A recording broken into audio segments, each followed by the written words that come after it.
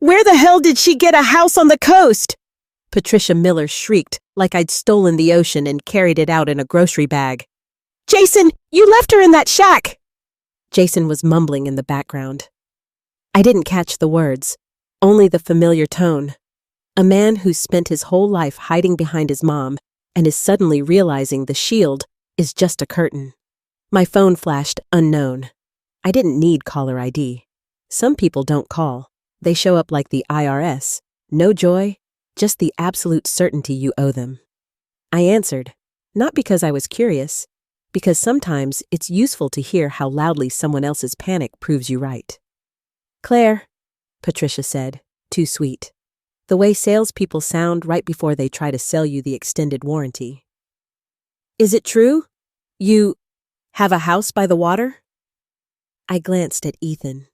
He was by the window, rolling up his sleeves, getting ready to go fix the gate. Calm. Steady. The kind of man whose presence convinces your nervous system it can stop living on fire drill mode. It's true, I said. Silence for 1 second, long enough for me to picture Patricia opening her mouth, closing it, opening it again, while her little family empire collapsed inside her chest. In her world, I was supposed to be sad, worn out, guilty. Better yet, broke. That would have made it easier for her to breathe. But, she exhaled. How? How is their favorite question. How did you dare? How did you survive? How did you stop being convenient? I'm busy, Patricia, I said. Have a nice day. I hung up, and that was the prettiest button I've ever pressed. I married Jason when I was 19, not because I dreamed about weddings. At 19, I dreamed about normal quiet, no one screaming through the walls at night, no doors slamming in rage, no mom sitting at the kitchen table squeezing her mug like salvation was hiding inside it. Mom wanted me to land in a good family, and she had reasons that didn't come from glossy magazines. She'd married young once, too, then spent a long time learning that love isn't fear, and that just endure it for the family sometimes means endure it until the ER. Jason seemed safe, quiet, polite, the kind of guy who says ma'am to the cashier and holds the door. He didn't argue. He agreed. Back then, I thought that was maturity. Now I'd call it emptiness wrapped in good manners. Patricia Miller gave us a tour of her house on day 1, like a real estate agent selling not walls but control. You'll stay with us until you get on your feet, she said. It's the sensible thing. Translation: I'll know where you are, what you eat, and why you're breathing like that. Her house was big and spotless, smelling like furniture polish and rules. Everything was as it should be. Throw pillows angled just so, towels folded the same way, the fridge stocked with food no one touched without permission. Patricia smiled at me, but her smile was a frame. Pretty, but meant to keep you in place. I got pregnant quickly. It happened so easily I almost believed, this is it, a normal future. Then life did what it does best, took my plan, crumpled it up, and tossed it in the trash. At 6 months, the hospital called. My mom had cancer. Late stage. No, we'll try. Just a crisp, businesslike, get ready. I ping-ponged between work, Patricia's house, and a hospital room where Mom smiled like she wasn't scared. She was scared. She just didn't want me to fall apart.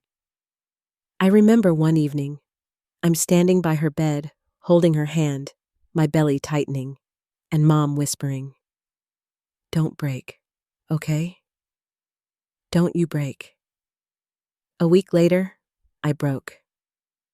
It happened fast, with none of the movie buildup, no foreshadowing, just pain, blood, bright white walls, and a doctor speaking too gently, like gentleness could replace a baby. After that, I went back to Patricia's house, and she looked at me like I'd tracked mud onto her carpet. "These things happen," she said. "You're young. You'll have another." That was her version of "I'm sorry," her maximum humanity. Jason stood next to her, rubbing my shoulder, but his hand felt foreign. He didn't know what to do, so he did nothing. Mom died 2 months later. I buried a baby first, then my mother, at 19. Some people at 19 pick a college. I picked headstones. Patricia behaved with dignity at the funeral. She knew how to behave. She could do a lot of things, except empathy. After the cemetery, she came to me, squeezed my hand, and said, "You have to keep living. We're family. We'll get through this." Family from her sounded like a structure, not a feeling, like a corporation where you're either an asset or you get downsized. Mom had a small condo, tiny, but hers, her one little piece of ground where she didn't bow to anyone. When Mom died, the condo went to me. I barely had time to understand what that meant before Patricia was at the kitchen table with a folder. "We have to be practical," she said. "That money needs to work. You and Jason need a real home, a real neighborhood, a mortgage." I was hollow inside. I nodded at anything that sounded confident. It's the perfect moment to be controlled, when you don't know how to say, wait. We sold Mom's condo. At closing, the attorney's office was cold, smelling like coffee and other people's signatures. The attorney smiled. "We'll put the loan in Jason's name. It's easier to qualify. Then we'll add Claire to the deed." "Then" is a word that rarely arrives unless you drag it in by the collar. Jason stared at the paperwork like a kid staring at a test. Patricia answered for him. "We bought a house. Bright. With a garage. In a good school district. A neat lawn you had to mow every week so the neighbors wouldn't start whispering. And of course, an HOA. Because God doesn't see everything. But the HOA definitely sees your trash bins if they're 2 inches out of place. The house was in Jason's name. And me? I was registered to keep the home nice. At first, I thought it was temporary. Then I stopped asking questions. Then I learned to live like my life was the maintenance plan for someone else's comfort. Years went by quietly. Quieter than I wanted. There were no more babies. Just attempts that ended in tears and silence. Because in Patricia's house, tears always had a limit. Not that neighborhood. Patricia would sit in the living room like HR and say, "You need to be calmer. Stress affects conception." Sometimes I wanted to ask, "Have you tried leaving my life for a couple weeks? Just as an experiment." But I kept quiet. Jason, meanwhile, slowly turned into furniture. First he stopped going to the gym. Then he stopped going anywhere besides the couch and the kitchen. He gained weight steadily, like he was building a fortress out of himself. Except inside that fortress sat a little boy terrified of making a single decision without his mother.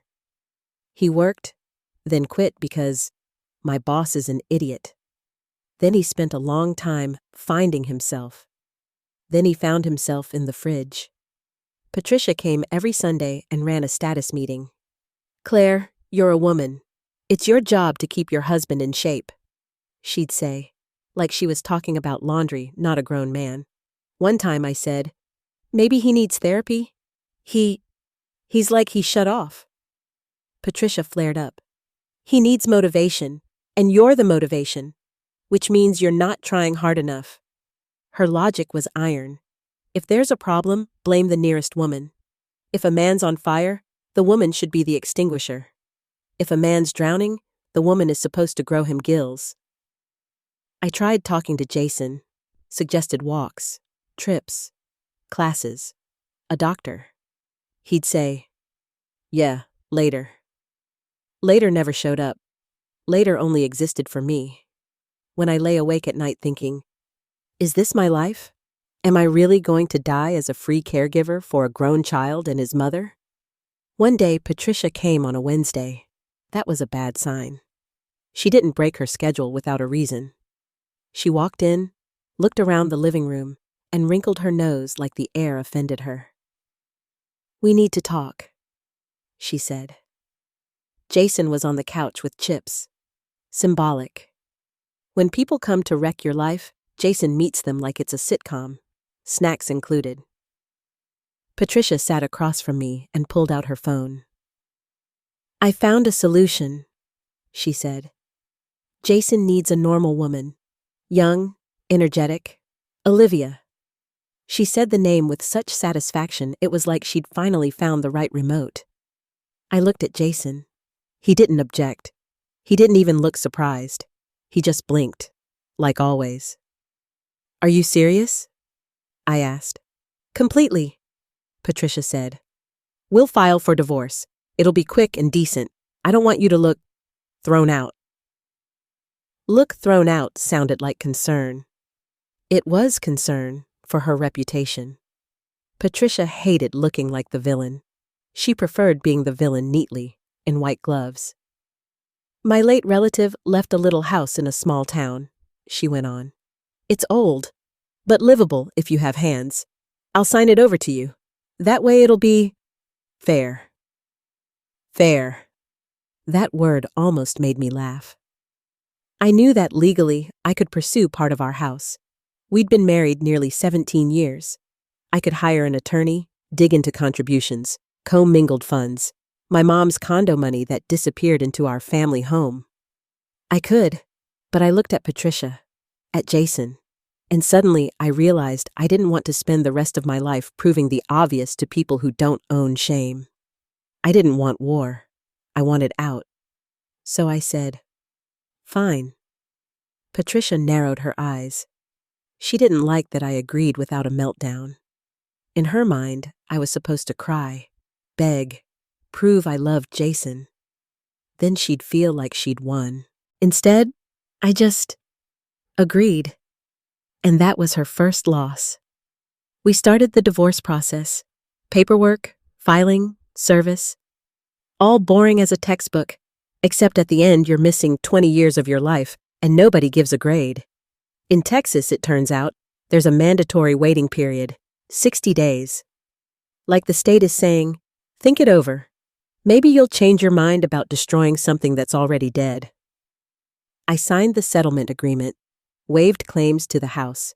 In exchange, I got the old little place and a small amount of money to start over. Patricia glowed. See, we did this like civilized people. Civilized, meaning they kicked you out but handed you a shovel and said, you're strong, you'll manage. 60 days later, a judge signed the divorce decree. I got a stamped copy from the county. The paper was thin, but it felt heavy. It was an official period. For the first time in a long time. An actual period, not an ellipsis. Jason drove me to a small town called Cypress Creek. East Texas.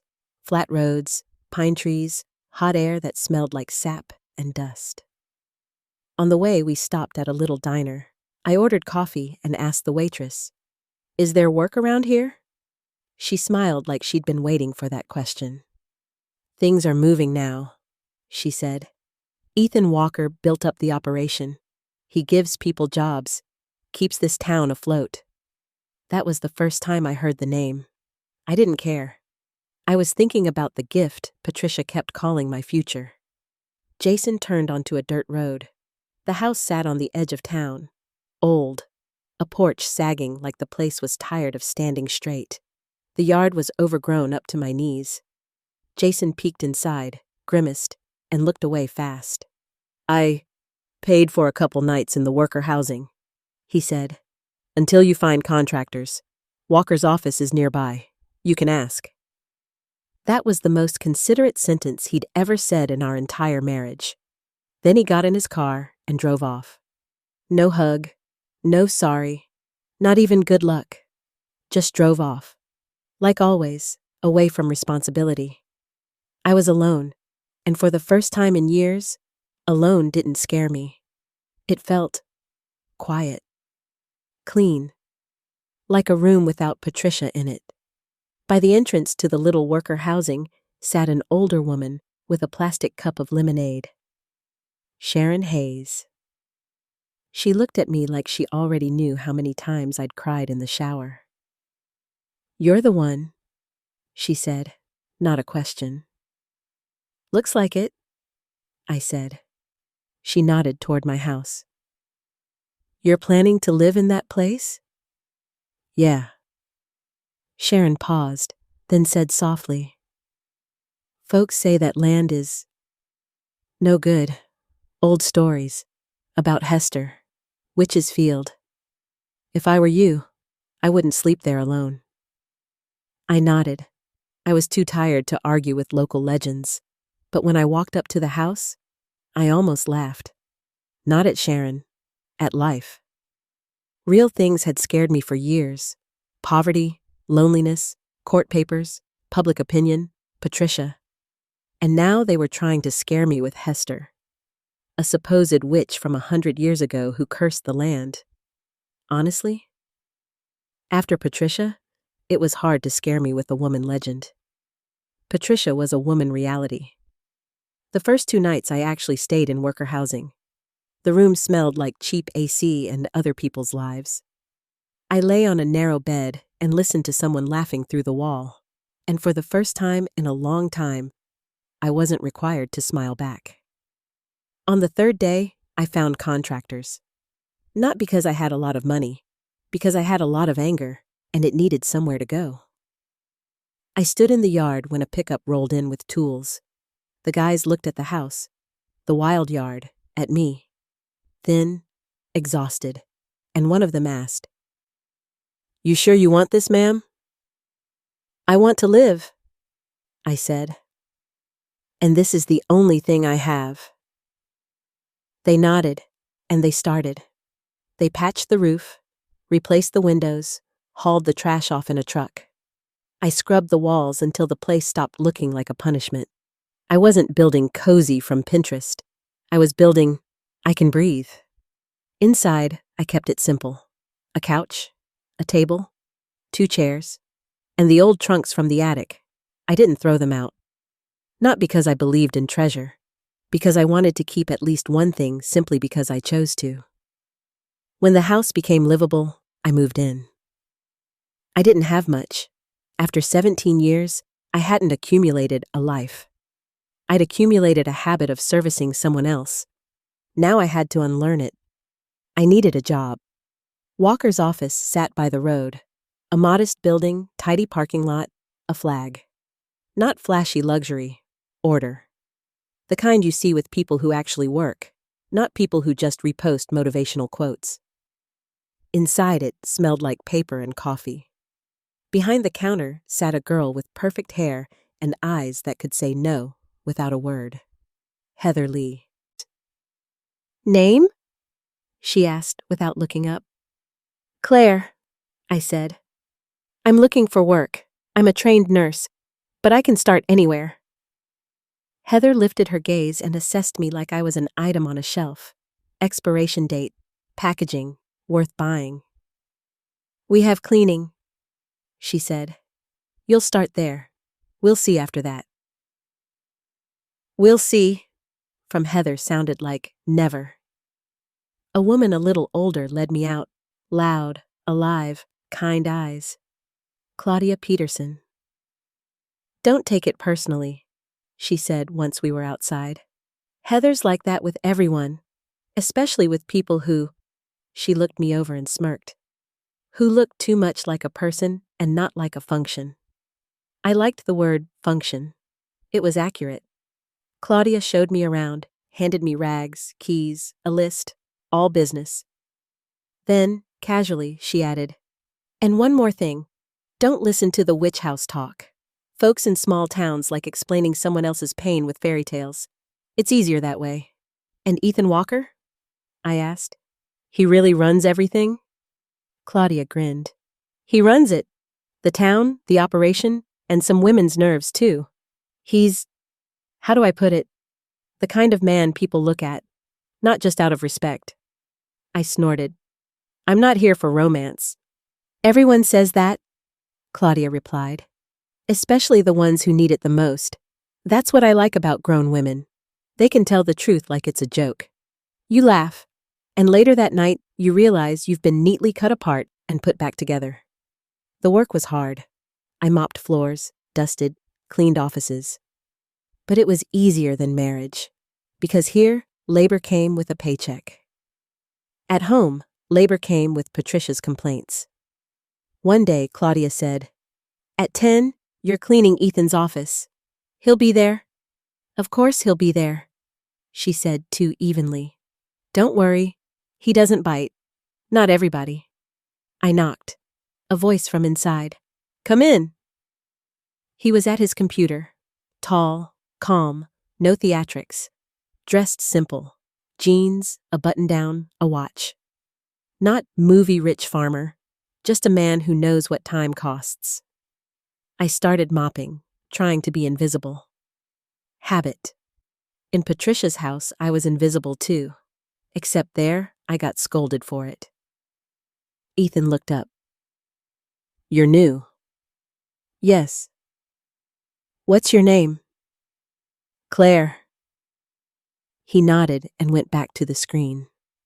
Pause.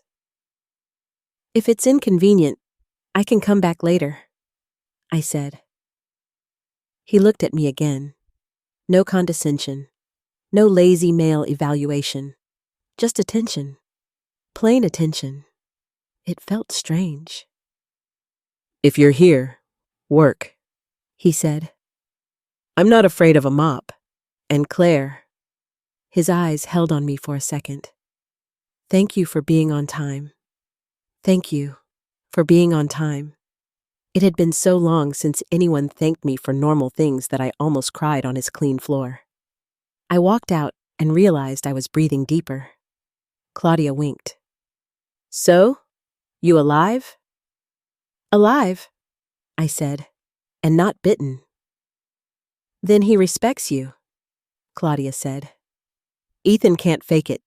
That's how it started. Not with flirting, not with music. With respect you don't recognize at first, because for years you've been fed something else." Ethan started saying hi when he passed me in the hallway. Not a servant's nod, a normal, "Morning, Claire." Then one day he asked how the house was. How did he even know about the house? In a small town, news travels faster than the internet. I said, "It's okay. Almost." He nodded like a man who understood that almost sometimes costs more than great. A couple weeks later, my car broke down. An old sedan I'd bought during the marriage when Jason said, "Why do you need a new one? It's just for driving." It died right on the side of the road. I stood there, stared at the little curl of smoke under the hood, and thought, of course. Why not? The universe loves testing me. I was about to call a tow truck when a pickup pulled up beside me. "Ethan." "Trouble?" he asked. "My car decided to die," I said. "Apparently, it's had a full and meaningful life." He smiled, got out, popped the hood, looked, wiped his hands on a napkin. "I'm not a mechanic," he said, "but this is obvious, the belt. I'll bring a guy from the shop." "You don't have to," I said automatically. The reflex, "No!" Ethan looked at me, calm. "Do you always do that?" "Do what?" "Refuse help even when you need it." I shrugged. "I'm used to it." "Habits aren't laws, Claire," he said. "And they sure aren't a life sentence." An hour later, my car was fixed. Ethan drove me home. On the porch, he looked at the crooked step and said, "Tomorrow, I'll come by and straighten that." "You don't have to," I said again. He lifted an eyebrow. "Are you really going to argue with me over one step?" "I'm really trying to..." I stopped. I wanted to say, not be indebted, but he didn't look like a man who'd invoice me for kindness. "I just don't want to be..." I tried again. Ethan acted like he understood, didn't push, just said, "Then let's do it this way. I fix the step, and you stop thinking you have to pay for it. Deal?" I nodded, because in that moment, deal sounded like rescue. The next day he came, fixed the step, noticed the old trunks by the wall, the ones from the attic. "What's in those?" "Old stuff. Letters, maps, maybe somebody's treasure novel," I said. "And you haven't opened them?" I did, but it's all old handwriting. I'm not ready for other people's secrets yet. I'm still trying to sort out my own. He smiled, but not mocking. More like understanding. We started drinking tea on the porch. Just tea. Just talking. I told him very little. He didn't pry. He could be silent without using it as punishment, the way Jason did. With Ethan, silence was space. One night, Ethan said, "I grew up in foster care." I froze. "Really?" He nodded. "I didn't have my place for a long time. That's why I build all this. Not out of greed.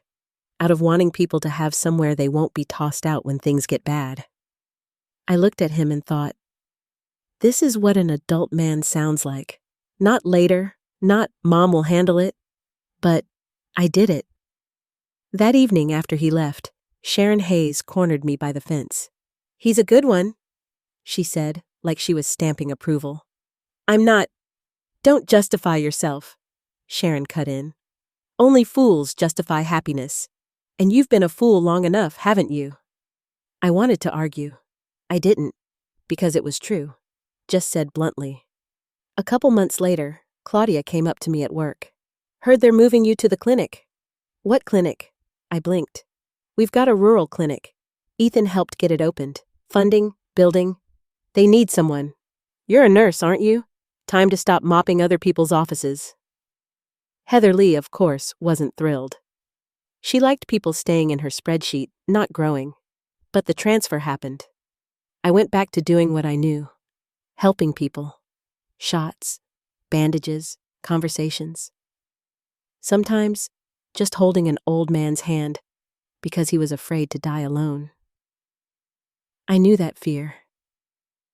I knew it too well. Ethan stopped by the clinic sometimes. Not to check on things, but for real reasons. And every time he saw me in scrubs, he'd say, "That looks good on you." It was simple, which made it hit harder. We didn't label it a relationship right away, because after 17 years of being treated like a service, you start doubting you even have the right to a we. But one night, he stayed for dinner. I cooked something simple, not because a woman should, but because I wanted to. We sat at the table, and I caught myself thinking, I'm not tense. I'm not rehearsing my words. I'm not waiting to be graded. It was a new feeling, and it scared me. Because happiness after long pain looks like a trap. You keep waiting for the bill. Later, on the porch, Ethan asked, "What do you dream about, Claire?" I wanted to give a safe answer, like for things to be good. But I was tired of safe answers. "I dream about a house by the water," I said. "Small. Simple. Just so I know. I have a place no one can kick me out of." He looked at me for a long time. "You'll have that place," he said. I smirked. "You say it like it's easy." "Sometimes it is," Ethan said. "If you stop spending your life on people who don't value you." A week later, I found out I was pregnant. I sat on the bathroom floor with the test in my hand and laughed. Not because it was funny, because life sometimes gives you back what it stole after you've already stopped hoping. Like it's checking, "All right, can you handle it now?" I called Ethan. He was there in 20 minutes, walked in, saw my face, and understood immediately. "Yes?" he asked quietly. I nodded. He exhaled like he'd been holding his breath for years. "We'll be okay," he said. I expected panic. Men often fear responsibility if they're used to freedom. But Ethan didn't panic. He just accepted it, like an adult. "I want you to be my wife," he said a minute later. "Not because that's how it's done, because I want to be beside you officially, all in." I looked at him and said, "Yes." After that came normal things, doctor visits, labs, fears, plans. But inside, the main thing was there. I wasn't alone anymore. We set the wedding for September. Small, no show.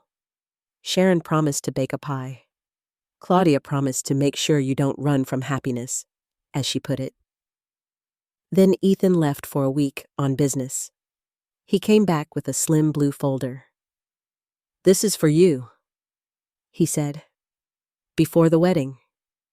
I opened it and saw documents, photos of a house, white siding, a porch, air that looked like it smelled like salt, water glittering like someone had just polished it. "Where is this?" I whispered. "On the Gulf Coast," Ethan said. "Not a palace, just a house, in your name." "You." I couldn't find words. "That's too much." Ethan shook his head. "Too much is how they treated you. This is just normal. It's your house, Claire, so no one can ever say again, 'I kicked you out.'" I cried. Not pretty, not quiet, real. Because when people spend years teaching you you deserve nothing, and then someone gives you normal, it breaks you harder than pain. On my birthday, August 20th, Patricia Miller called again. She started with congratulations. With her, it sounded like the required opening act before the manipulation starts. "Jason didn't marry Olivia," she said fast. "Everything went wrong. He's in terrible shape. He can't manage without you." I said nothing. "Claire," Patricia went on, and for the first time there was a tremor in her voice. "You've always been reasonable. You know a family needs balance. Come back. We'll help. Money, anything. That's how it goes. For 17 years, I was a bad wife. And now suddenly, I'm reasonable. I'm sorry Jason's struggling," I said. "But I'm not coming back." Patricia went quiet. Then her voice sharpened. "You think you're somebody now? You think anyone's going to love you the way we tolerated you?" I smiled at the air. Because it was so Patricia, it didn't even hurt. It was funny. "Patricia," I said calmly, "nobody tolerates me. They choose me. And yes, I'm having a baby. And yes, I'm getting married. And yes, I have a house by the water. So I guess I'm exactly what you were afraid I'd become. Happy." I hung up. I thought that was the end. Naive. A few days later, they showed up. Jason and Patricia. On my street. At my house. On Witchfield, as they would have called it if they'd known. Patricia stepped out of the car in a white blouse. The uniform of innocence. Jason looked worse than I remembered. Thinner. Gray. Eyes like a man meeting reality for the first time, without his mother filtering it.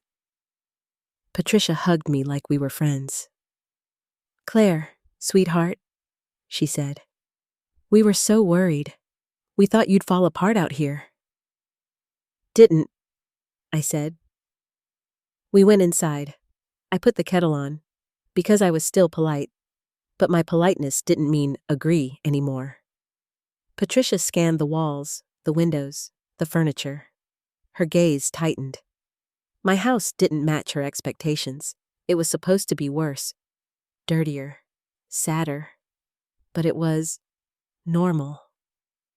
"You fixed it up," she said. Not praise, a threat disguised as a fact. "I did," I said. Jason sat silent like before. Then suddenly he spoke. "Mom said, 'You're still alone here. You can't handle this.'" I looked at him. For 17 years, I'd waited for him to say one thing that was truly his. And this is what he said, in someone else's words. "I already handled it, Jason," I said. "And what's funny is, I did it without you." Patricia snapped to her feet. "You don't understand," she said. You were part of the family. You're obligated. No, I said. I said it so calmly I surprised myself. Patricia blinked. Her brain didn't like no. It didn't know where to put it. Jason needs a woman, she said louder. Without you, Jason needs an adult brain, I said. But I'm not a doctor for adult brains. Jason went pale. You always were. He started. Convenient? I finished. Yes, I was. But I'm done. The door creaked. Ethan walked in. He had a bag of groceries and froze when he saw them. Then he calmly set the bag on the table. Everything okay? He asked me. I nodded. Patricia turned to him and gave her signature smile, the one she always saved for men. I'm sweet. I'm reasonable. I'm a mother. And you are? She asked, though she already knew. Ethan Walker, he said. This is my home too, and Claire is my fiancée. Patricia looked like she'd been slapped. Not by a hand, by a fact. Jason looked at Ethan and deflated like a balloon. Because next to Ethan, Jason looked exactly like what he was, a man without a spine. You really, Jason muttered, staring at me. You're really with him? I smiled. Soft. No anger. Yes, Jason, I am. Patricia took a step forward, like she was going to say something. Then she stopped. Because she understood, her words didn't control anything here. Ethan looked at her, steady. I don't know why you came, but I do know one thing. You won't raise your voice in her house. Her house. He said it so naturally that something straightened inside me. Patricia swallowed.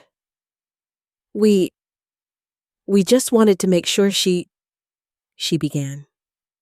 She's fine, Ethan said, and she's not coming back, so the best thing you can do is leave.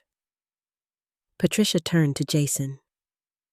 Let's go, she said quietly. For the first time in her life, quietly. They left. I shut the door and realized my hands weren't shaking. My heart wasn't pounding. I wasn't breaking apart. Ethan came over and wrapped his arms around me. You okay? He asked. I nodded. Yeah, I said. I am now, because when someone dumps you in a shack, expecting you to break, sometimes you just rebuild the house from the ground up, and you rebuild yourself right along with it. A month later, Sharon Hayes brought me a pie and said, See, it wasn't Hester keeping you here. You kept yourself here. I smiled. Sometimes, I said, the biggest curse is Patricia Miller, and the biggest miracle is the end call button. Sharon laughed, and I put my hand on my belly and thought, my child will have what I didn't, a home, quiet, and parents who know how to choose each other without tolerating each other. Thanks for spending your time with me.